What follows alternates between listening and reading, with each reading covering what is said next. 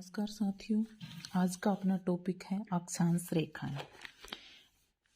Globe पृथ्वी का प्रतिरूप। Globe पृथ्वी का प्रतिरूप होता है जिसका निर्माण 1492 ईस्वी में मार्टिन बोहेम द्वारा किया गया। ग्लोब का जो निर्माण है सर्वप्रथम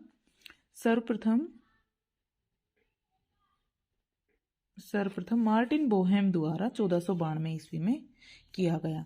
ग्लोब पर विशेष प्रकार के कोणों का निर्धारण किया गया है। ग्लोब जो होता है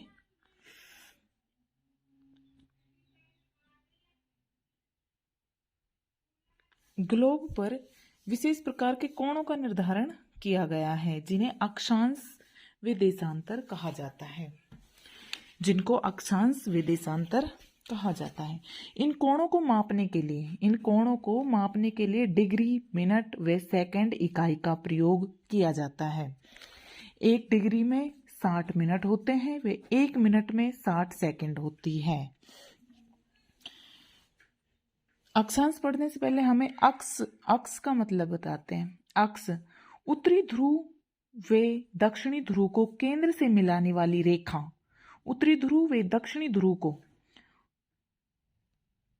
जो ग्लोब होता है उस पे उत्तरी ध्रुव और दक्षिणी ध्रुव को मिलाने वाली रेखा को अक्ष कहा जाता है। कक्ष और पृथ्वी का जो अक्ष है वो 23.5 डिग्री झुका हुआ है। 23.5 डिग्री झुका हुआ है। इन दोनों, ये 90 डिग्री का कोण बनाता है यहाँ पे, और इसके साथ ये जो अक्ष रेखा है जो धरती की, ये 23.5 डिग्री झुकी हुई है। कक्ष का मतलब होता है पथ या रास्ता। वह पथ जिस पर पृथ्वी सूर्य के चारों ओर चक्कर लगाती है उसे कक्ष कहा जाता है। और पृथ्वी इस कक्ष से सूर्य के सापेक्ष 66.5 डिग्री झुकी हुई है। कक्ष पर 66.5 डिग्री झुकी हुई है, जबकि अक्ष पर 23.5 डिग्री पृथ्वी का झुकाव है। अक्षांश। अब अक्षांश क्या है? अक्ष द्वारा निर्धारित किए गए कोण जिसका निर्धारण ग्लोब की सतह पर लंबवत रूप से होता है। ग्लोब की जो सतह है उस पर लंबवत वर्टिकल रूप से किया जाता है, उसे अक्षांश कहा जाता है। देखिए, ये अक्ष है। अक्ष यानी कि अपना थोड़ा झुका हुआ है, तो इस प्रकार से अपना अक्ष है। इस पर कोण से यहाँ पे रखेंगे और इस तरफ ये काटते जाएंगे, ये अक्ष है। और इन अक्षों को मिलाने वाली जो रेखाएं होती है, 2 अक्षों को मिलाने वाली, जैसे अभी इसको मिलाएंगे हम, ये अक्षांश रेखाएं बनती है। अक्ष तो होता है,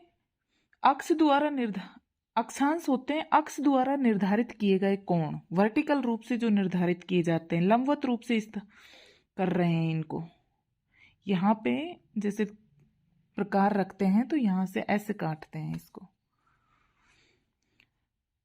और इन 2 अक्षांशों को मिलाने वाली रेखा अक्षांश रेखा होती है। जैसे इस 2 अक्षांशों को मिलाने वाली रेखाएं अक्षांश रेखाएं कहलाती है। अक्षांश रेखाएं ग्लोब की सतह पर पूर्व से पश्चिम खींचा जाता है। इनको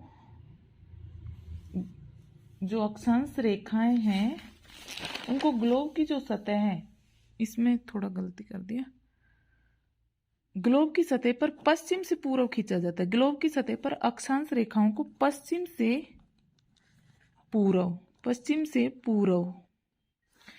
से पूर्व खींचा जाता है। अक्षांश रेखाओं को ग्लोब की सतह पर पश्चिम से पूर्व में खींचा जाता है। जैसे अभी हम खींच रहे थे, ये अक्ष है, यहां से कोणों का निर्धारण इस प्रकार से किया जाता है।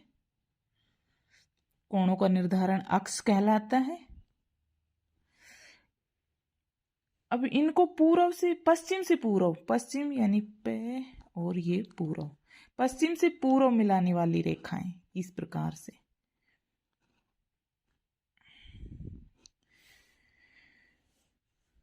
अक्षांश रेखाएं कहा जाता है। इनके द्वारा उत्तर और दक्षिण की स्थिति का ज्ञान होता है। उत्तर से दक्षिण की स्थिति का निर्धारण होता है, यानी कि किसी भी स्थान की लोकेशन को उत्तर से दक्षिण में दिखाने के लिए अक्षांश रेखाओं का प्रयोग किया जाता है। अक्षांश रेखाओं के ये बीच में मध्य वाली जो रेखा है ये 0 डिग्री अक्षांश है, जिसको भूमध्य रेखा, विषुवत रेखा कहा जाता है। यह और सभी रेखाएं इस 0 डिग्री के समांतर होती है। 0 डिग्री के समांतर प्रधान अक्षांश रेखा, इस 0 डिग्री अक्षांश रेखा को प्रधान अक्षांश रेखा कहा जाता है, जो 0 डिग्री, भूमध्य रेखा या विषुवत रेखा के नाम से भी इसको जानते हैं। जो ये भूमध्य रेखा है ये पृथ्वी को 2 गोलार्धों में विभाजित करती है। ये भूमध्य रेखा है 0 डिग्री अक्षांश, जो पृथ्वी को 2 गोलार्धों में, उत्तरी गोलार्ध व दक्षिणी गोलार्ध, पृथ्वी को 2 गोलार्धों में विभाजित करती है, उत्तरी गोलार्ध व दक्षिणी गोलार्ध। अब इनकी कुल संख्याएं कितनी हैं? कुल अक्षांशीय जो व्रत हैं उनकी संख्या 181 है। कुल अक्षांशीय व्रत जिसमें 0 डिग्री जो अक्षांश है वो उसको भी शामिल किया गया है अक्षांश, और ऊपर भी 90 और नीचे भी 90 181 और 0 डिग्री को जब इसमें मिलाएंगे, ऐड करेंगे तो 181 अक्षांशीय व्रत है। कुल अक्षांशीय व्रत 181 है। और कुल अक्षांशों की संख्या 180 आती है, क्योंकि इसमें 0 डिग्री को शामिल नहीं किया जाता है। 0 डिग्री को अक्षांशीय व्रत में शामिल नहीं किया जाता है। और तब हम रेखाएं खींचते हैं ग्लोब पर, तो कुल रेखाओं की संख्या कितनी हो जाती है? तो हम सभी जानते हैं कि उत्तरी ध्रुव और दक्षिणी ध्रुव एक बिंदु के रूप में दर्शाए गए हैं। उत्तरी ध्रुव और दक्षिणी ध्रुव को एक बिंदु के रूप में दर्शाने के कारण उनको रेखाओं में शामिल नहीं किया जाता है। तो 79 इधर की, नहीं 89 इधर की और 89 इधर की, और एक 0 डिग्री को शामिल करते हैं इसमें, तो कुल अक्षांश रेखाएं 179 आ जाती हैं। अक्षांशों की लंबाइयां असमान होती है। अक्षांश की जो लंबाई है वो असमान होती है, यानी कि 0 डिग्री भूमध्य रेखा, ये सभी रेखाएं भूमध्य रेखा के सापेक्ष खींची जाती है, लेकिन इनकी लंबाई जो है वो उत्तर व दक्षिण, भूमध्य रेखा से उत्तरी ध्रुव और दक्षिणी ध्रुव पर जाने पर इनकी लंबाई घटती जाती है, और ध्रुवों पर जाकर ये इनकी लंबाई एक बिंदु के रूप में ध्रुव को प्रदर्शित किया जाता है। सबसे लंबी जो अक्षांश रेखा है वो भूमध्य रेखा है। भूमध्य रेखा सबसे लंबी अक्षांश रेखा है। भूमध्य रेखे व्यास का मान, भूमध्य रेखे यानी कि इसकी जो लंबाई है वो पूरी टोटल 12,756 किलोमीटर है, 12,756। और इसकी जब हम परिधि निकालते, भूमध्य रेखीय परिधि 40,077 किलोमीटर, 40,077 किलोमीटर आती है। दो अक्षांशों के बीच की दूरी, दो अक्षांश, जैसे ये 2 अक्षांश है, इन दोनों के बीच की दूरी को कटिबंध कहा जाता है।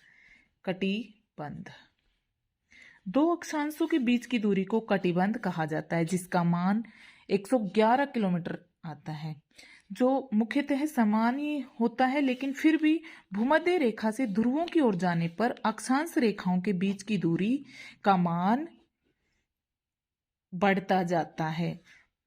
ये जो बीच की दूरी का मान है, भूमध्य रेखा से ध्रुवों की ओर जाने पर बीच की दूरी का मान बढ़ता जाता है। ये पृथ्वी के चपटी होने के कारण है। इसका जो प्रभाव है, भूमध्य रेखा से ध्रुवों की ओर जाने पर अक्षांश रेखाओं के बीच की दूरी का मान बढ़ता है, जो पृथ्वी के चपटी होने के कारण है। इसका कारण है पृथ्वी के चपटी होने के कारण, पृथ्वी के चपटी होने के कारण भूमध्य रेखा से ध्रुवों की ओर जाने पर अक्षांश